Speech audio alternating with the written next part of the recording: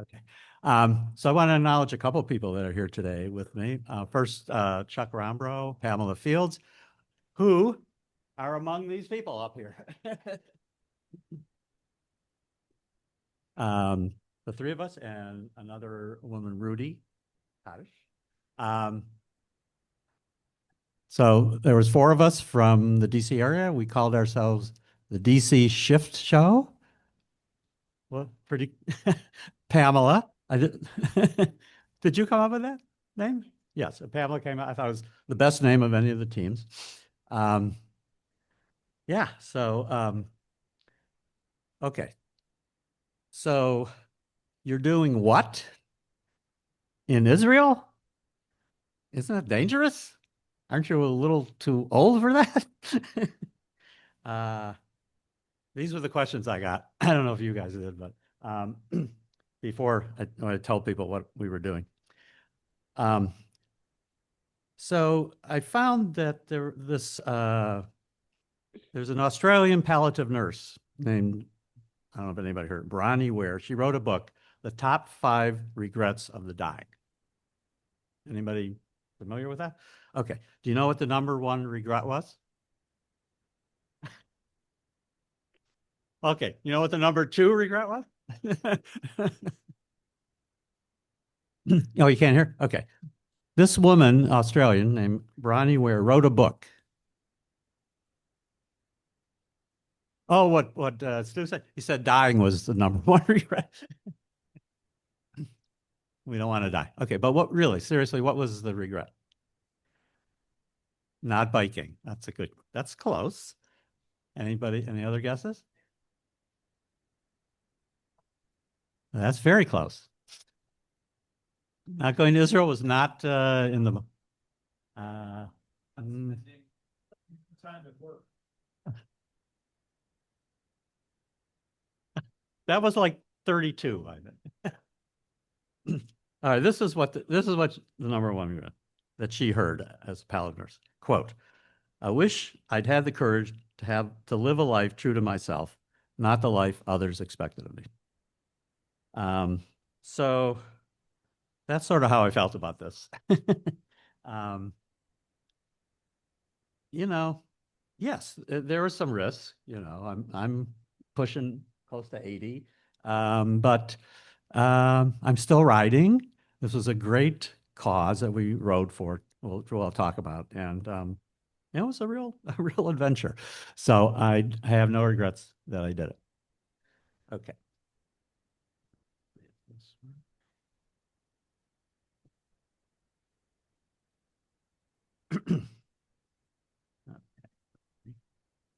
Okay, so this ride had sort of three parts. I was there for about 3 weeks, maybe a little more.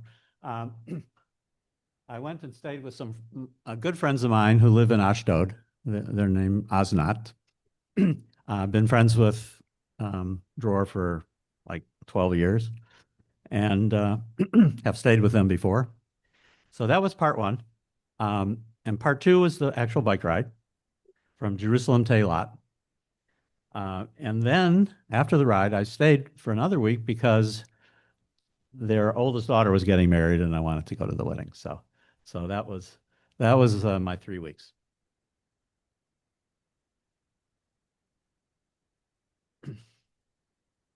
Uh-oh. I don't hear the sound.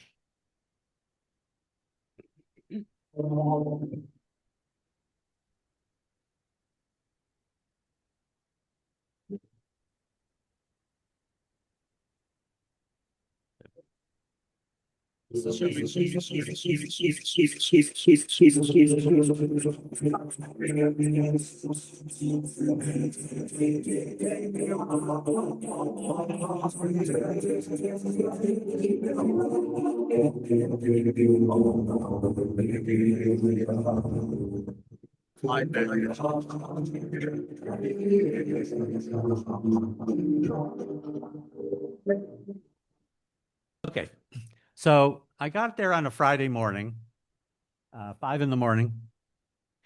Going through immigration was quite a fun experience. It took me 1 hour. They had one agent and like 3 planes that landed. So it took an hour to get through until 6 o'clock when 2 other agents showed up and then got through. So I got there on a Friday, and my friend picked me up and went to Ashdod to stay with his family. But the next night, Saturday night, we went back to Tel Aviv because, we wanted to go to the weekly Saturday rally. I'm sure you've all heard about these rallies.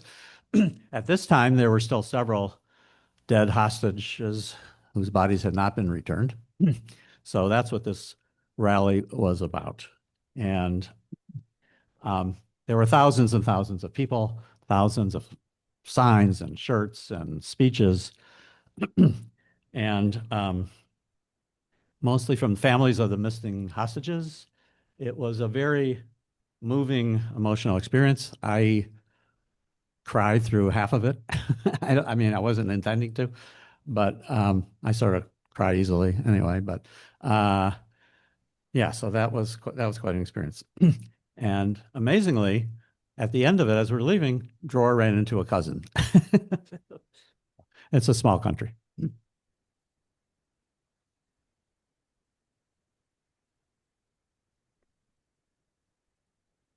Okay. Just some pictures from the rally. These are my friends, Laura and Ava. It's a little bit. Okay, there's my friend, Dror and Ava, standing next to me. You can get some idea of the crowd assembled. DC shielded us, shielded the court, kept alive from leader. You stood with us, marched with us, and prayed with us. You opened doors for the highest homes of power in the smallest house of worship. You ensure the voices of our loved ones. So now I gotta turn this off.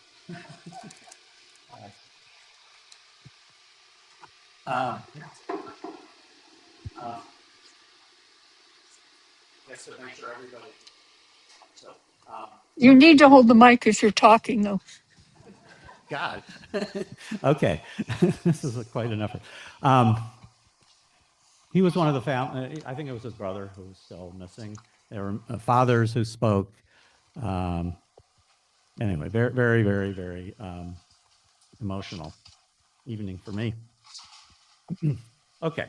Eventually then my friend, I'm just going to hold it, yeah.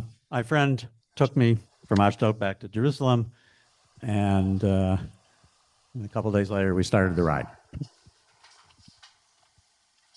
And so, well, first of all, I want to thank anybody here who made a donation, and I know there's several of you did. This ride, the primary goal was to raise money for the Arava Institute, which I'll talk about in a minute.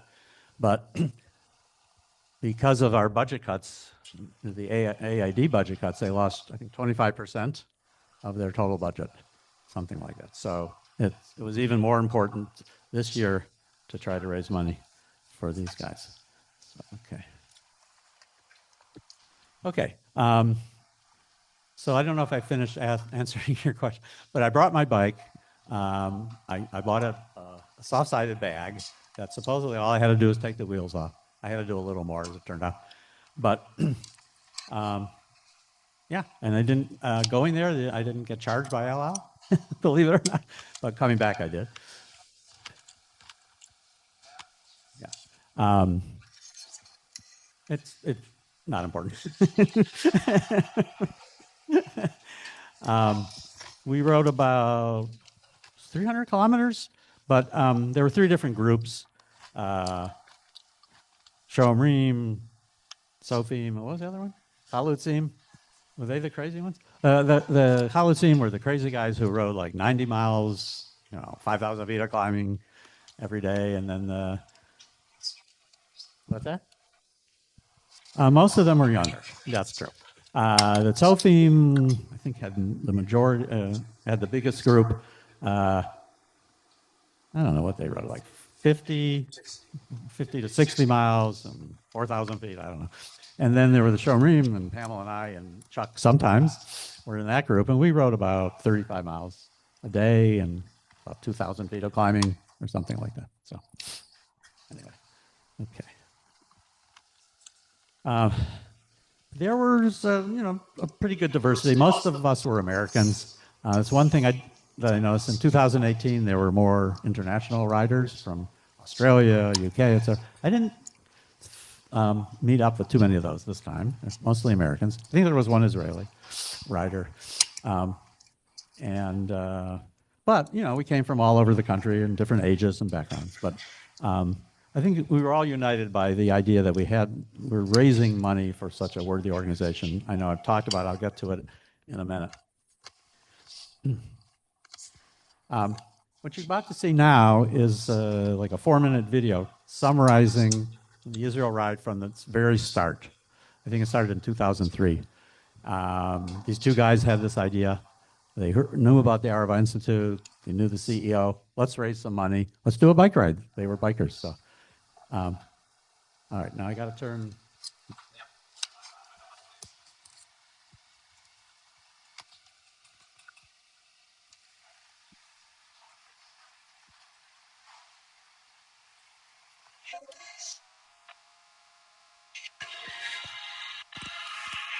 I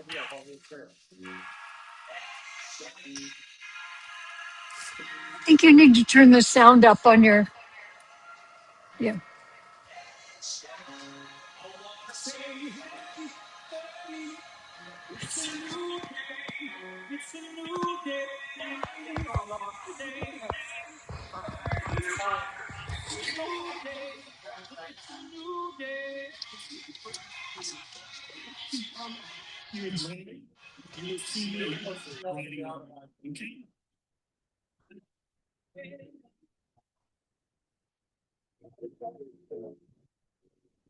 This guy is still a guide.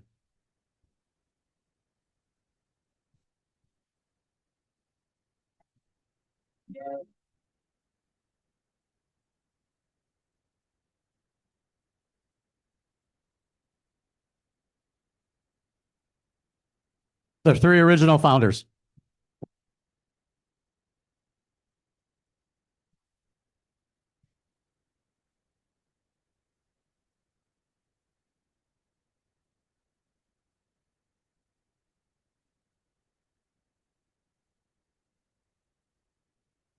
She was one of our guides.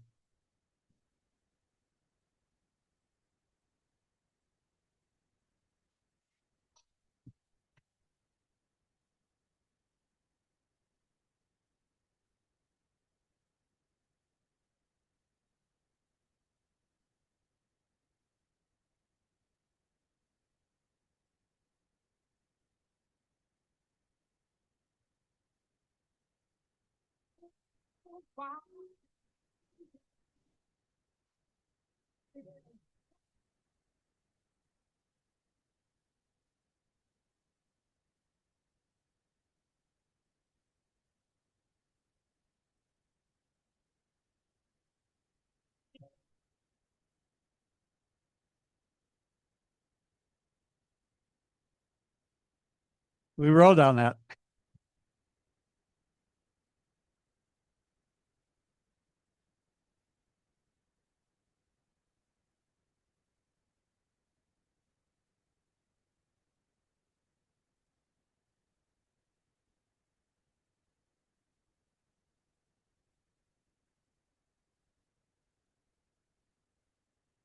It's the Arava Institute.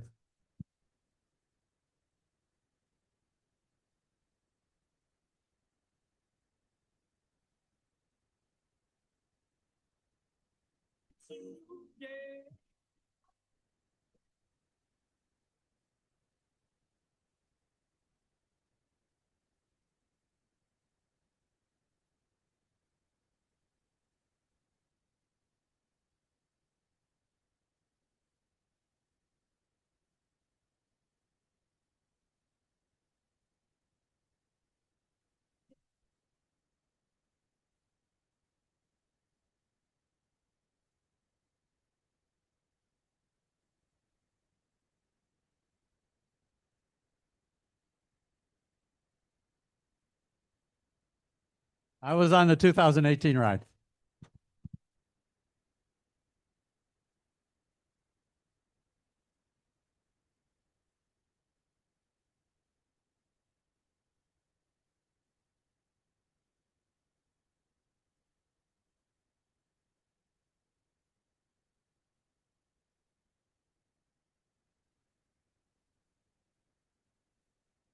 There's gaps in here because of COVID and the war.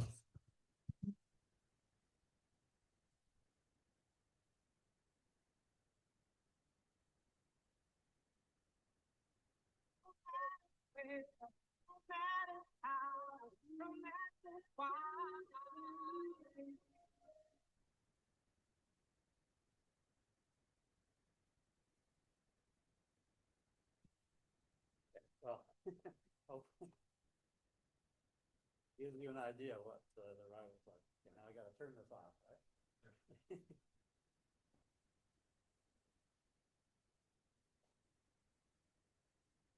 Okay, so as I said before, the main purpose of the ride was to raise money for the Arava Institute.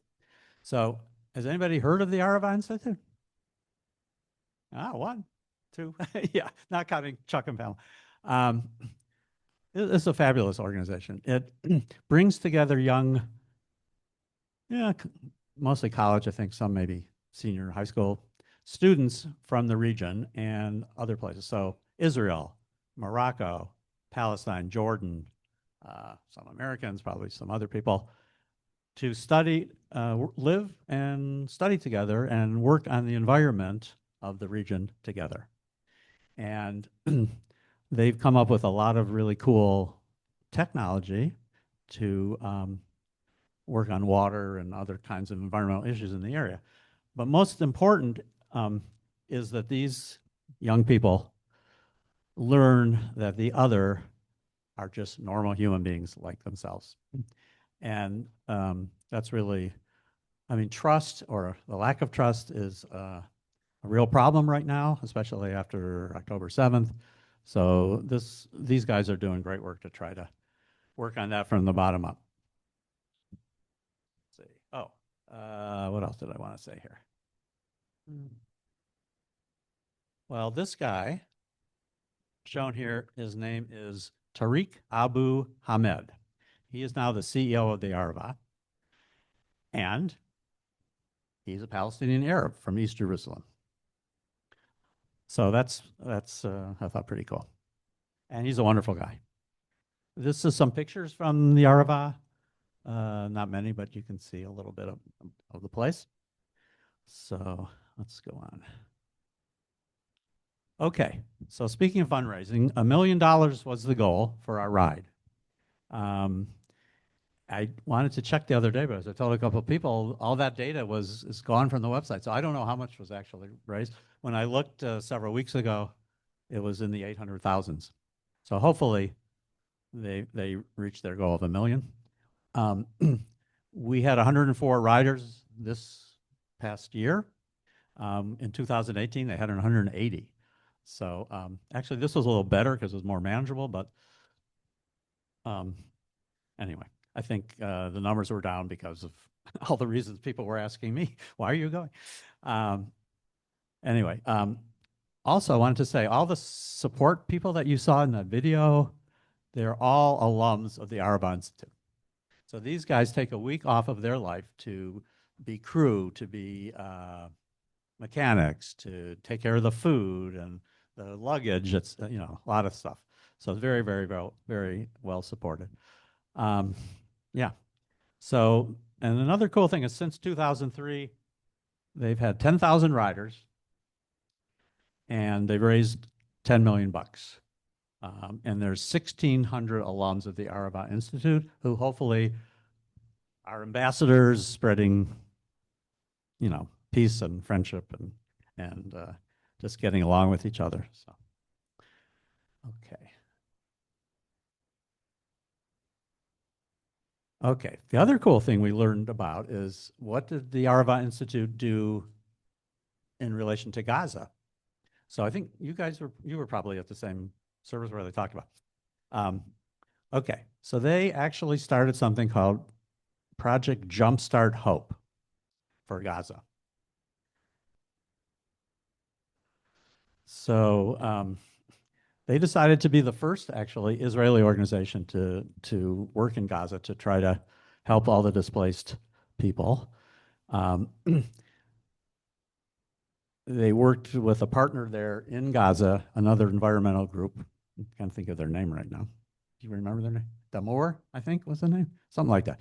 Anyway, but it was led by one of their alums, a young guy, Barak Tabor, started in March 2024, and they've established 4 camps for displaced persons. They feeding 20,000 people. They're providing them all sorts of high-tech stuff. Maybe that's on the next slide. Um, hmm. Well, oh, here it is. Okay, so they've pioneered off-grid technologies before the Gaza war, and they used a lot of them in Gaza. So, providing solar energy, treating water, creating water from atmosphere, all sorts of really cool stuff. So, I was very proud of the Arava and Israel for having done this effort. So, okay. And just if you want to make a donation, they need it. That's how you do it. I mean, just go to arava.org and you'll find out how to make a donation. So, okay, let's get to the ride itself. Oh, look who's there on the right. See, I really did do this.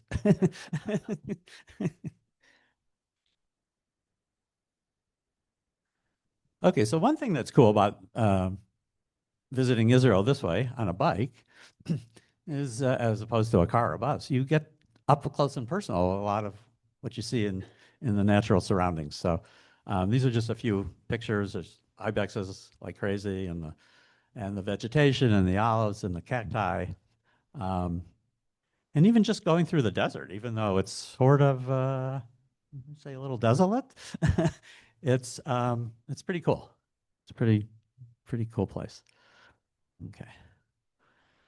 Um, we had the option, all the riders had the option of one day doing something called bearing witness. I think almost everybody did this.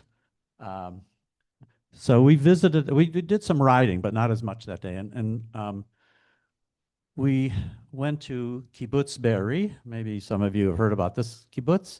One of the kibbutzes that was overrun by Hamas, and a lot of people died, a lot of people were kidnapped. And we heard from these guys in the upper right live on the kibbutz and survived, obviously. I don't know if anybody follows Adele Raymer on Facebook, but she's written a pretty well-known blog, Life on the Border. She was a big supporter to the Gazans. She would make sure they got medical care and all sorts of stuff. She was working very closely with them. One of the sad things was when we heard her speak, she came from a neighboring kibbutz. She talked about the lack of trust right now, and she doesn't know whether she, right now, has the motivation to resume what she was doing, even if they would welcome her. I don't know. So we went to Kibbutz Be'eri. We went to the site of the Nova Music Festival, and something which I hadn't heard of, the Burn Cars Memorial.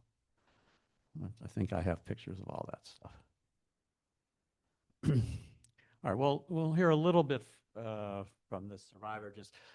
You won't hear his full story, but if you're interested in his full story, well, I can tell you quickly how he survived, which is total random luck. Right? I think he went upstairs to their safe room, and for some reason, the terrorists didn't go upstairs. So he luckily survived. He was actually about to start a bike ride that morning when he heard things going off. And anyway, I'll just play a little excerpt if I can. Okay. What else we got to do, Phil? So I'm so blessed, and maybe I need some more time for Q&A if you feel not necessarily not people.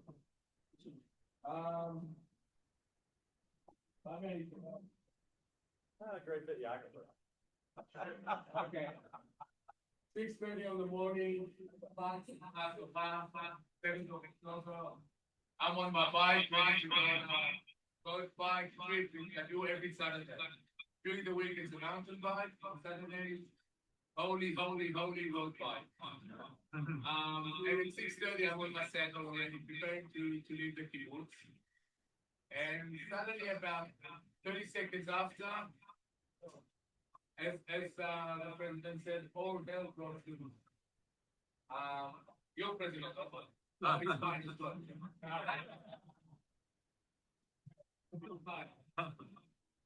I didn't prepare that. It was just anyway, it was like more than a normal. It's really easy to say normal rocket attack. But normally there's 2 or 3 rockets that come over from the Gaza Strip. This was something unusual, and it made me stop. It goes on for a while.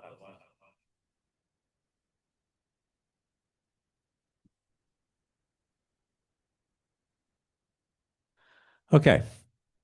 So the Nova site. So that was the testimony from the kibbutzniks. And by the way, they're rebuilding Kibbutz Be'eri. So they're resilient. Okay, the Nova site. This, for me, I don't know about you guys, was the hardest site to visit. Because you see hundreds of these posters all over with pictures of the young men and women who were killed or taken hostage that day. So, I mean, everyone has a story. Everyone is impactful. This was one that I'm not going to read this whole thing. I'm going to read something else. But to see a beautiful young woman in the prime of her life just gone, it's pretty hard. I will read this. This I saw a post. I don't think I'll make it out of this. Please stay strong if something happens to me. This was the final sentence written by Amit Man, an angel in white with a heart of fire, moments before crude evil pierced her head and extinguished her soul. Amit Man, a blessed memory, 22 years old, a young and determined paramedic from Netivot who volunteered in Kibbutz Be'eri, embodied the very meaning of devotion. She could have survived. Her partner begged her to leave, and her apartment's safe room remained intact. But when the sirens turned into gunfire, she didn't hesitate. Her love for saving lives, born after her father died of cancer, was stronger than any fear. At 7 a.m, as Hamas terrorists were already unleashing destruction, Amit ran under fire to the small dental clinic that had turned into an improvised command center. For 7 consecutive hours, besieged and surrounded by massacre, she, the kibbutz doctor, Dr. Daniel Levy, and the nurse, Nirit, treated the wounded with medical supplies that dwindled to nothing. Amit held desperate calls with the Magin David Adom, their Red Cross, dispatch center, begging for a rescue that never came. 2 survivors said Amit's treatment saved their lives. She didn't only bandage, she stroked and comforted when the supplies ran out. At 1:50 p.m., when the ammunition of the security team protecting them was gone, the terrorists broke in. Amit was shot in the leg, but even then her paramedic instinct dictated her final act. She applied a tourniquet. Minutes later, they murdered her. She fell in the heart of the battle, in the room where she brought light into the world. So this is how I was at this time. The girl who loved to sing left the world at 22, all purpose and devotion. For her bravery, she was awarded the Israeli President's Medal for Civilian Valor. So. Okay, no, that was, let's go on to something a little more pleasant. So we finished the ride. I stayed overnight in Eilat and flew back to Tel Aviv, where my friend picked me up and brought me back to Ashdod. And I stayed in Ashdod in an Airbnb. I couldn't stay with him because the daughter who was getting married had moved back into their apartment. But I really enjoyed that week. I was talking to Chuck, who had a similar experience. I spent a week living in Israeli, going to the supermarket, going to coffee shops, trying out my limited Hebrew. Uh, so it was actually a lot of fun.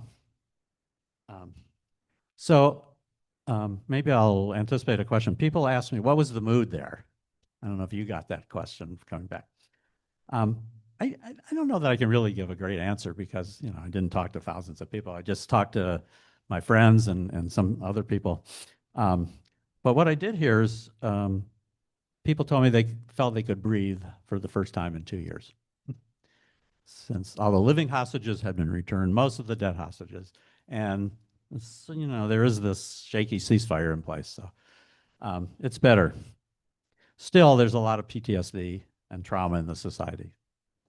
Anyway, okay, let's go on. Okay, yeah, I think I talked about this. Okay, so one day I got adventurous and decided to take the train from Ashdod to Tel Aviv, which I'd never done. It's a very good system. And I did it to meet a former Hebrew teacher of mine who's sort of become a friend. His name is Dor. And we had a great time talking and everything, but we, of course, forgot to take a selfie. So that's a picture of him from his website. But anyway, that was a lot of fun. This pictures from the train, from him, and this is the old German colony, I think. Yeah, in Tel Aviv. And here I am in a market there. And finally, the culmination of this trip was the wedding of the Osnat's daughter, Guy. So, as I've told other people, this was a rather modest wedding, by Israeli standards, only 300 people. Barb and I were there once for a wedding. It was 600 people. Very big, a lot of food, but it was quite a fabulous party. It's Guy in the middle on the right and her two sisters, Sahar and Shachar. Sahar was my buddy there because she works at an organic food, what do you call it? Store. And she knows that I'm interested in that kind of stuff. So we bonded a lot over food. I've known her since she's 6 and she's now 18.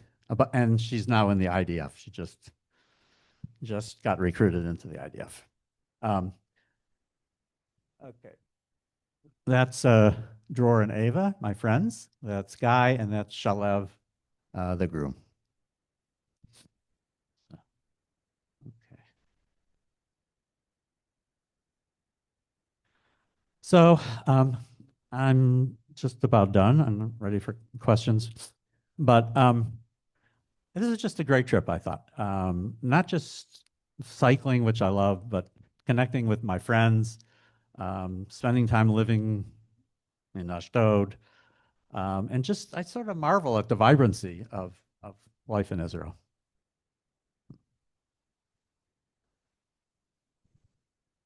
Okay, I think I am done. These are just some random pictures of the ride. That's going down the Maktesh, which is quite an adventure. The wedding. This is Solomon's Pillars, one of the places we visited in the south, and I think that's a shopping mall in Tel Aviv. That's all I got.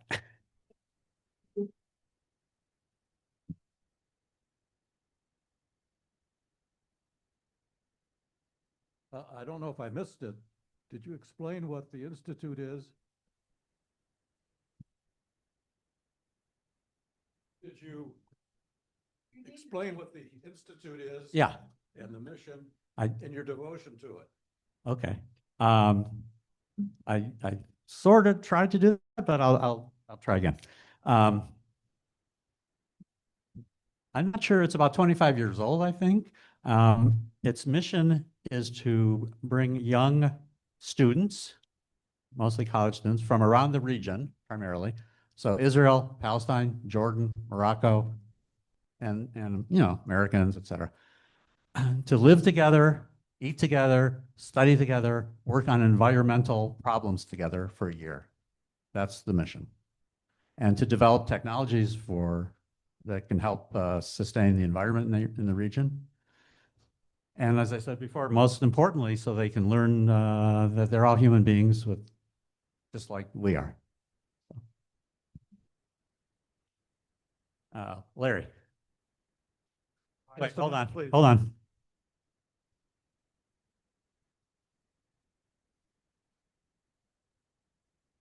Hi. A question about the ride itself. There were some photos where you were riding, or the group was riding in a big pack, and it seemed like you had taken the lane, basically. Were you supported in the front or the back by security or police or anything, or you just took the road as a big group? Well, we may have started as a big group, like at the beginning of the day, but then sort of spread out. But we were not really supported. There was no police escort this time. In 2018, there was.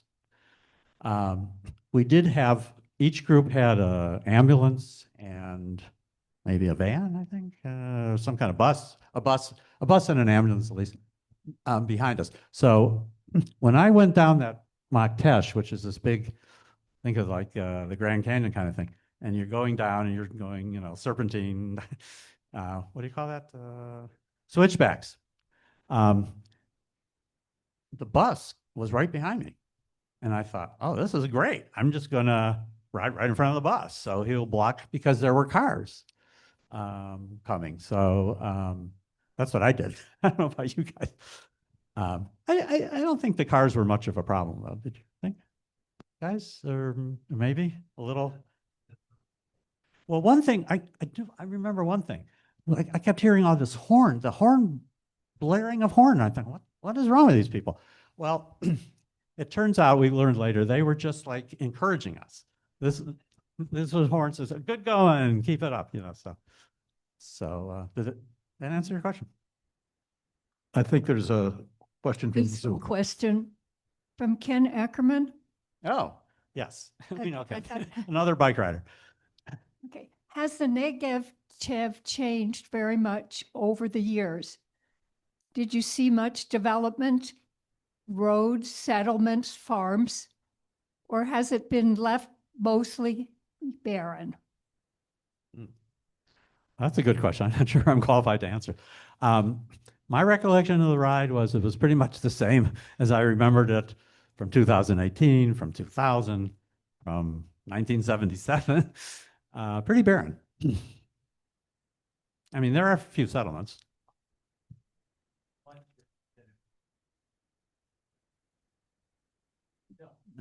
Oh, okay. Yeah, Ashkelon is much more built up than it was 50 years ago. Yeah. Okay. Hope that answered you, Ken.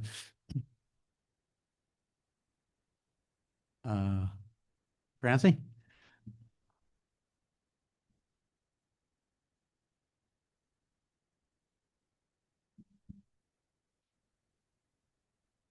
Thank you so much. Was there ever a time when you felt unsafe? Physically, emotionally, the whole gamut?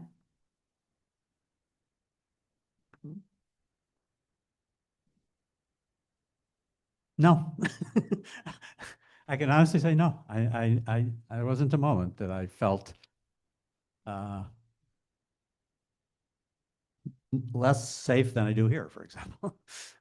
Probably more safe over there. I mean, in Ashdod, I was walking all over the place, never had a concern, even at night. Yeah, I mean, I'm sure there are places I could have gone to, like I could have gone to Hebron. I would have felt very unsafe. I did that in 2018, and it was terrible. But where I was, Jerusalem, Tel Aviv, Ashdod, riding through the desert, no. We have the National Guard troops out here. Is there a heavy police presence in the metropolitan, Metropolitan area? in the large cities? Yeah, much safer over there. You don't have to worry about the ice guys. So Ken has a follow-up question, David. Hold on one second. What? You did like right along the Egyptian border, the Sinai. Yeah. The last day, we were. Yeah. You know, The Zoom can't hear what you're saying, though. What Chuck has pointed out is we did ride by the Egyptian border, but we didn't ride by the Gaza border this time. Now, we did in 2018, and in 2018, as I was riding along the Gaza border, I started hearing gunfire. And it scared the hell out of me. And I didn't know what was going on, and I just decided, I knew there was a rest stop a few miles ahead. I never rode so fast. To get to that rest stop, to find out it was just the IDF doing, target practice, but I did not. Okay, Ken's follow-up. Okay. And then oh. What about the impact of the Iranian attack on the Ben Gurion Institute? Did you see it, or did anyone mention it? No, no, and no. Ken. Thanks a lot, Dave. I was just curious, just from your own personal perspective, if you could speak about like maybe one or two of what your views were about October 7th and the war in Gaza before you left, and then visiting the sites that you did and the memorials that you saw, how did that impact your, just view of what we tried to understand in the diaspora, and you got to see a perspective from within Israel?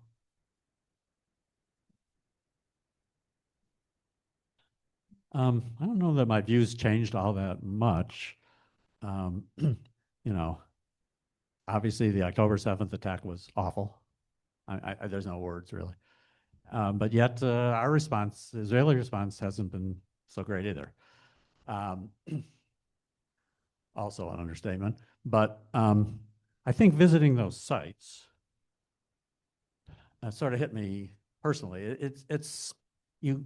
It's not the same as reading about it, but I don't think, but to actually see and wander around these sites and see what happened and see all these burned vehicles. I didn't show you that, but there was like hundreds of bombed out cars, and it's quite impactful.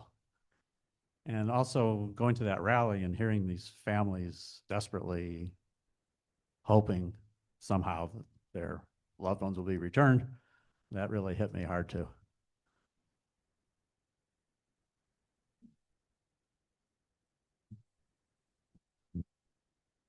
Suzanne and Pamela. Hi. I'm just wondering, are you planning to do it again?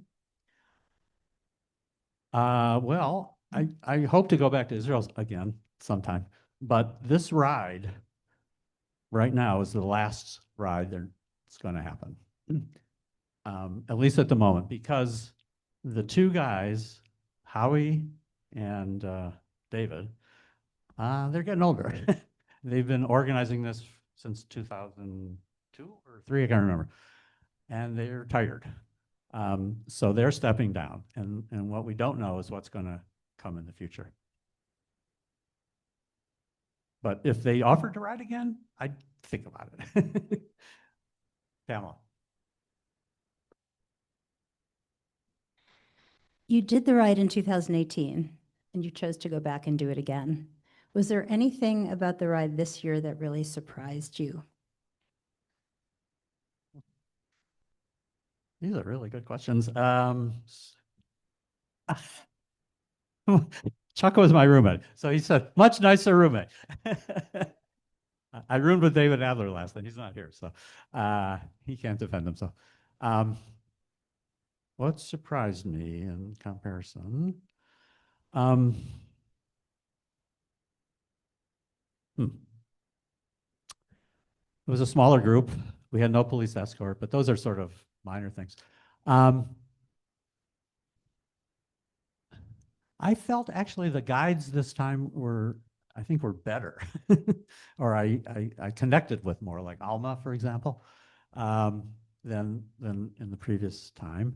But what's amazing to me when I looked at that video of the 25 years, or whatever, some of the staff and guides who were there the first year were still there in 2025.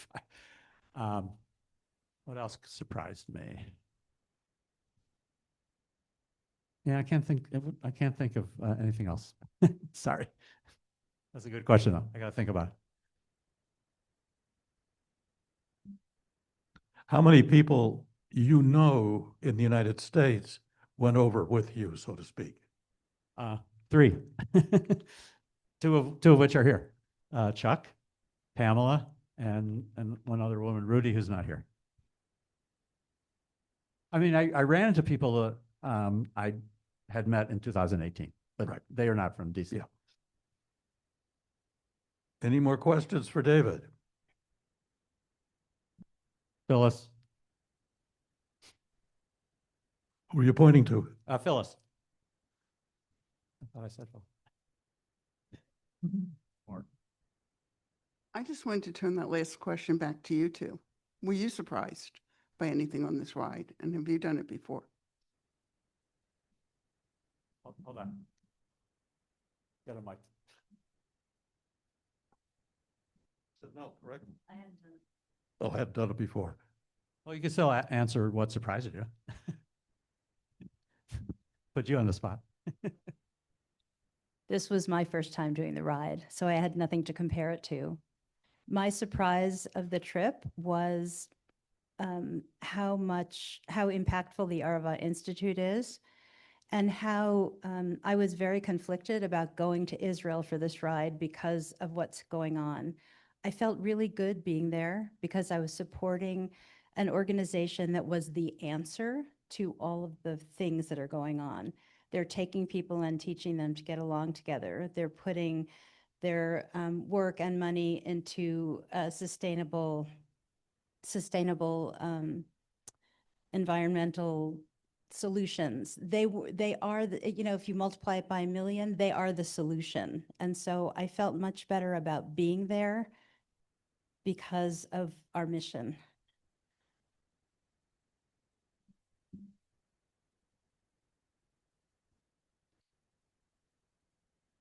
Hi, this was also my first time, so I have nothing to compare it to. I hadn't been to Israel since right after college, so mid-1980s.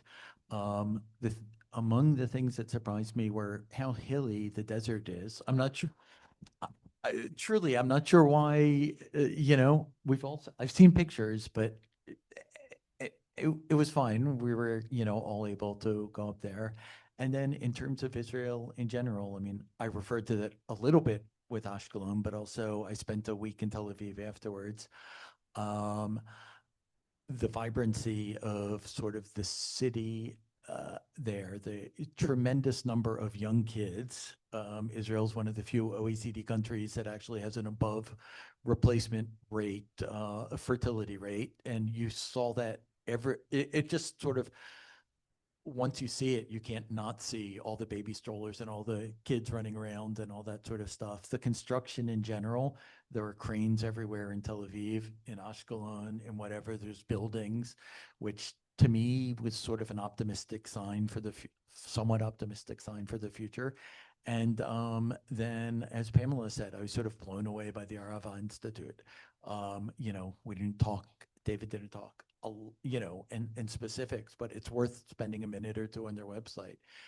They not only are doing political/social things, but their environmental stuff was really wonderful. And, about, getting potable water to communities that don't have access to water, and, redo, all the sorts of things that need someone taking care of. They seem to be really thinking very hard and scientifically and rationally about it, and doing controlled trials. I mean, it's a really nice organization. So that was my thought. Thank you, guys. That was a better answer than I gave. More. Sure. So how long did it take you how many days from Jerusalem to Eilat? What did you do when you stopped at night? Who fed you? How was it sleeping in the desert at night? Things like that. So in terms of number of days, we rode 3 days and then took a day off for Shabbat. well, 3 days then till Shabbat, and then 2 days after that. So 5 total days. But it was nice to have that rest day at Mitzvah Ramon near the Maktesh.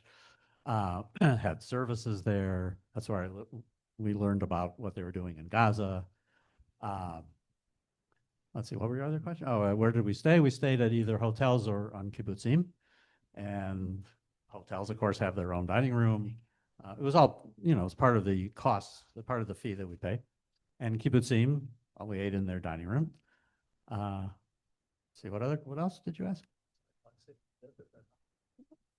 Well, we did sleep outside, so we slept inside. It cools off at night. But yeah, I thought the accommodations were fine. The hotel in Ashkelon, that was the only week.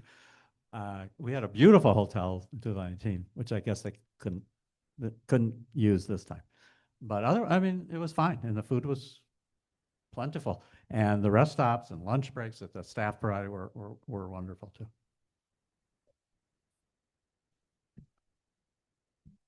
Okay. Thank you. David, thank you very much bringing us along on your trip. And how brave to do that. So thank you for coming. I hope you all had a good lunch. We have a new speaker for next week. I think she's a relatively new member to Temple Micah. And she's here today, actually. It's Marla Gamoron. Marla, did I pronounce your name right? And she's going to talk about an organization, a charitable organization that she actually started during COVID. And what she's doing, it relates to Israel. She's helping people who don't have good English language skills, which apparently in Israel is something that prevents you from doing well professionally. So she has volunteers from the United States, often retirees, who helped tutor in English, English as a second language, to this community in Israel. So it's a fascinating program, and we'll get to learn all about it next month. Thank you, Marla.